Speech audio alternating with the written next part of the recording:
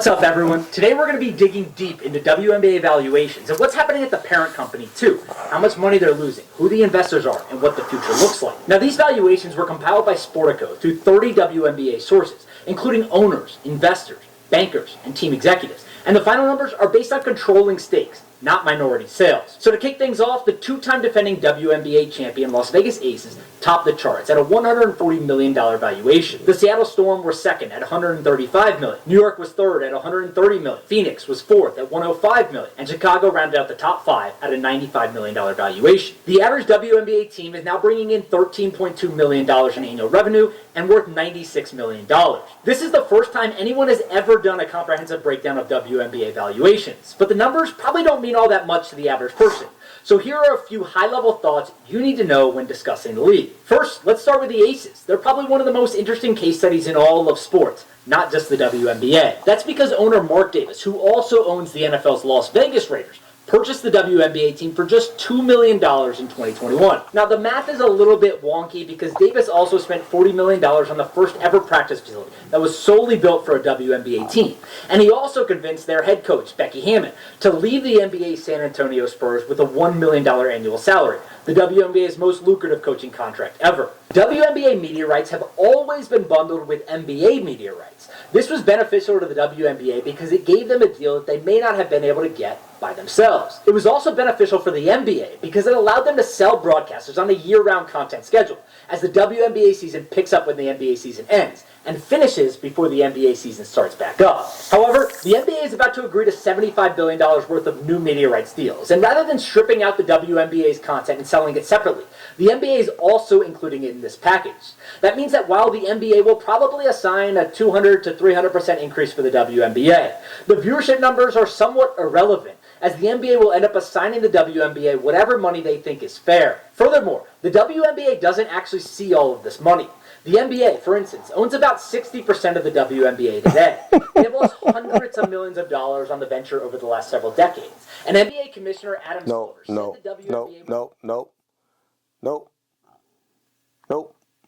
We're not gonna gloss over it. We can't continue just on that note. Did y'all hear what he just said? Did you all hear what he just said? Here, I'm gonna rewind it and play it again. Where are we at? We at 418. Let's rewind it back about 20 seconds. The WNBA whatever money they think is fair. Furthermore, the WNBA doesn't actually see all of this money. The NBA, for instance, owns about 60% of the WNBA today.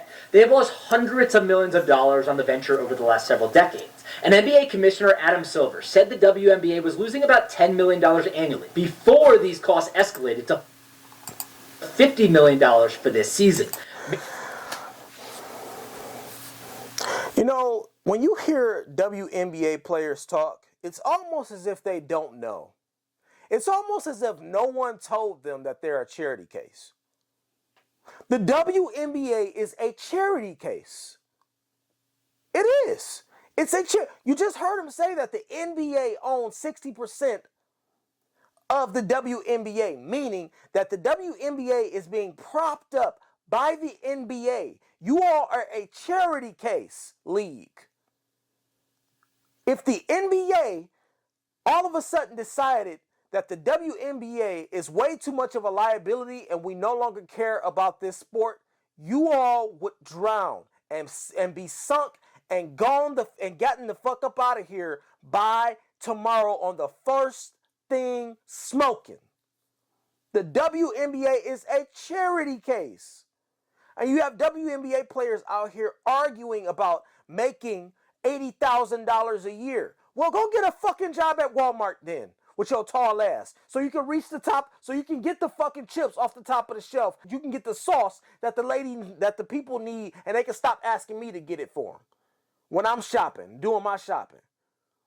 Go get a job at fucking Walmart then so you can reach the top of the shelf and get the hot sauce. Since you got a problem making $80,000 a year, since y'all got a problem making a sustainable living wage for playing in a sport with less contact, less obligations, and less coverage. The WNBA's season happens when men's basketball is over. There's a reason for that. There's a reason for that. The reason is if the WNBA was having their season at the same time that men were having theirs, y'all wouldn't get any viewers. It's plain and simple. Derek, what are you talking about? Well, as the WNBA's historic season comes to an end, players say it's time for higher pay. So let's talk about what they did. The WNBA Players Union has opted out of its CBA, its collective bargaining agreement, a historic move aimed at securing higher salaries for players amid a record-breaking year for women's basketball. For those that don't know, the CBA basically is their contract agreement with the WNBA or with whoever it is that's supplying their funds. In these terms, it's the NBA, because the NBA it literally is the league that's holding up their salaries. It's literally the league that's responsible for paying them. Y'all want the same thing as the men's league, but y'all don't bring in the same revenue. You just heard him say, Adam Silver has said that they're losing about $10 million every single year. Except this year, y'all lost 50. I think that we have forgotten. I think that you all have forgotten how business works. How much of a luxury it must be to live in a world that caters to women, that caters to your species, and still allows you the room to argue and to complain and to whine and to bitch and moan about not being paid more money, when the money that you're already being paid is literally being given to you as a charity case. How incredibly entitled it must be. How incredibly entitled you are to live a life to where you can go on complaining about not being paid more money when some of you are already making money that you don't even deserve because you ain't bringing in no revenue for real. What business here in the United States of America can go on and lose $10 million every single year and still be held up and propped up by another business because they pity you? I think that y'all have forgotten. I think women in the WNBA have forgotten how business works. It's arrogance. It's arrogance. By the way, so the CBA is their collective bargaining agreement. It's basically their bargaining power. It's basically their union saying, listen, we're advocating on behalf of the women that play in the WNBA, and they're saying that they want more money. They're not being paid high enough. So we're opting out of our contract. Has to be one of the dumbest fucking things that I've ever seen. Honestly. Has to be one of the dumbest things I've ever seen. You're going to opt out of a contract where you're getting paid, even though you're a part of a business that is losing revenue year after year after year. Y'all heard him say that the WNBA has lost hundreds of millions of dollars. Who in their right mind will continue to support this business? You don't get this treatment anywhere else. You can't go to any business in the world and say, hey, I'm going to attach a brand to you that is going to cost you hundreds of millions of dollars. And that brand say, all right, go ahead. We'll take the L. You can't go anywhere else in the world and they accept this. But we allow it from the WNBA because, again, we have fostered the idea and fostered this nature of, we deserve what we haven't earned. Only y'all think that you deserve something you haven't earned. The men's basketball league had to work their way. These crazy contracts that you all are seeing now, where players are getting paid $200 million over a span of 5 years 4 or 5 years. These contracts just started popping up now. Do you know what the salaries were when players were getting paid back in the 80s? This is time put in the game, literally. This is growth. Time, effort, money, hard work, dedication, media coverage, building a brand. All of that took years to be able to supply players with these types of contracts where they're getting paid out multiple millions of dollars. This wasn't the status quo of the NBA starting out. They're getting paid this now because they've earned that. They've earned it.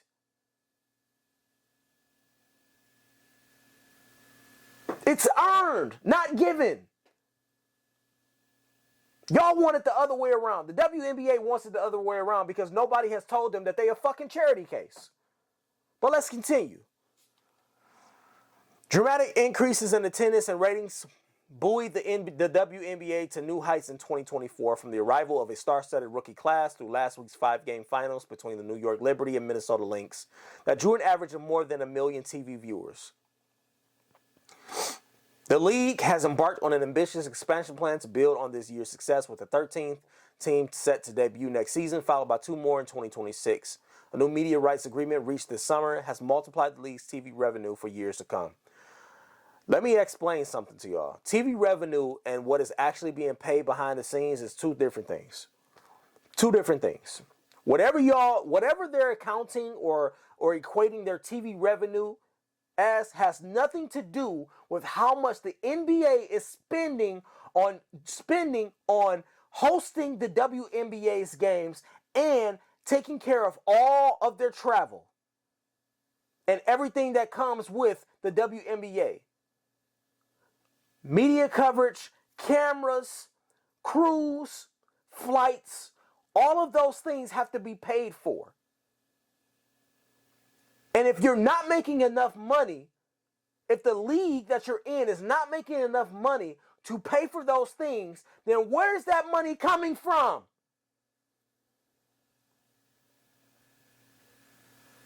Where is it coming from? Somebody else got to foot that bill.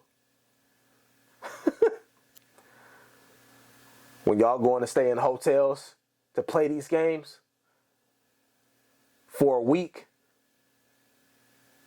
somebody else has to fit that bill because y'all ain't got it.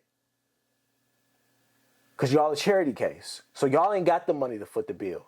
That money got to come out of somewhere.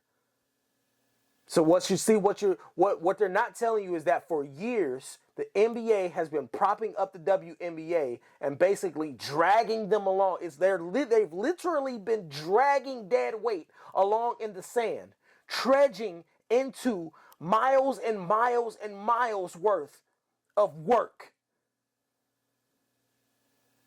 Every single season, every single year, the NBA has to drag the WNBA along for the ride. You're dead weight. The WNBA is dead weight right now. That's even with the additions of Caitlin Clark and Angel Reese. They still ain't brought enough revenue in to cover that disparity between in pay and what y'all losing and how much y'all losing. To cover that loss in revenue.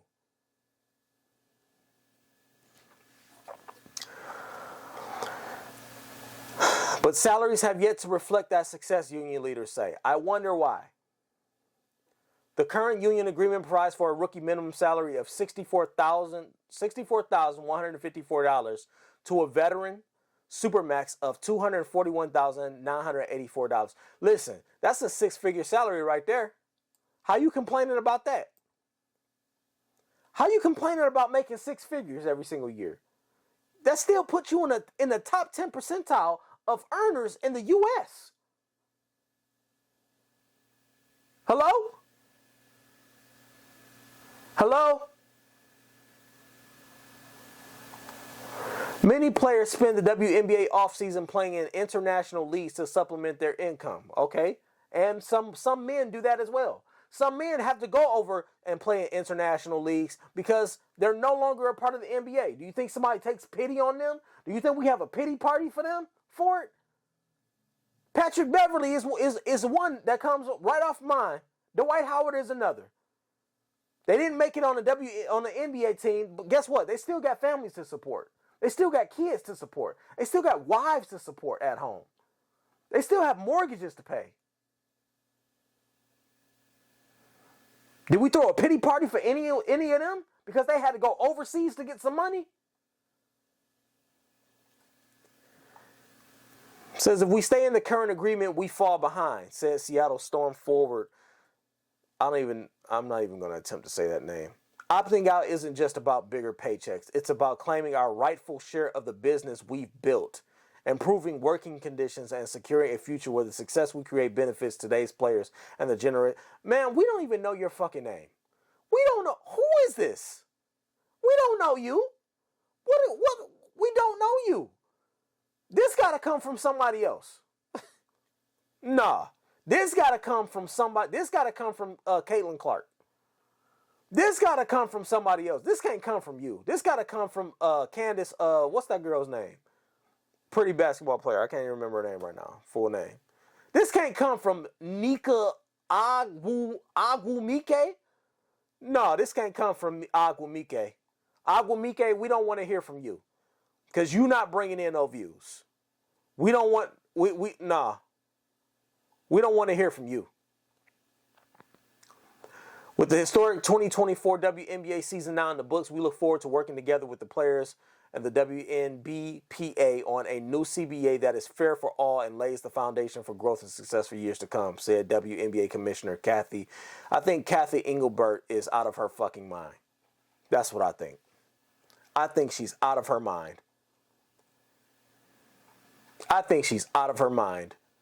It's crazy to be able to say this while you are losing tens of millions of dollars in revenue, and somebody else has to come up and clean up your shit and prop up your business. That's crazy to say. Let's finish this up. Mainly because of the league's new $25 million annual private jet charter program. This is why the WNBA raised $75 million in 2022 from a group of investors, including Nike, Guggenheim CEO Mark Walter, Washington Wizards owner Ted Leonsis, former Secretary of State Condoleezza Rice, Brooklyn Nets owner Joe Tsai, Cleveland Browns owner Dee Haslam, and retired NBA players Baron Davis and Pau Gasol. The only problem is that this recent investment round diluted the WNBA's ownership stake even further.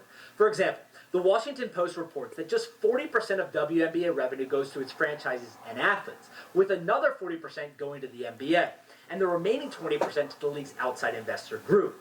This has created a very weird dynamic. On one hand, WNBA players see the league growing like crazy, with arenas averaging 94% capacity this year, and a 3x increase in national TV viewership, going from 462,000 viewers per game in 2023 to 1.32 million viewers per game this year. These players know they can renegotiate the league's CBA after this season, and they've been very vocal about wanting a more significant piece of the pie. But on the other hand, there's only so much pie to go around when everyone has their hands on a piece. The uncomfortable truth is that the WNBA wouldn't exist today if the NBA hadn't subsidized its money-losing past. That's it. We're going to end the video right there.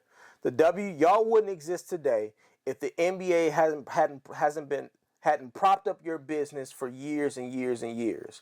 I think that the WNBA needs to humble themselves just a little bit. Just a little bit. If you're making enough money to take care of your families, to take care of yourself, then please shut the fuck up. See y'all in the next one.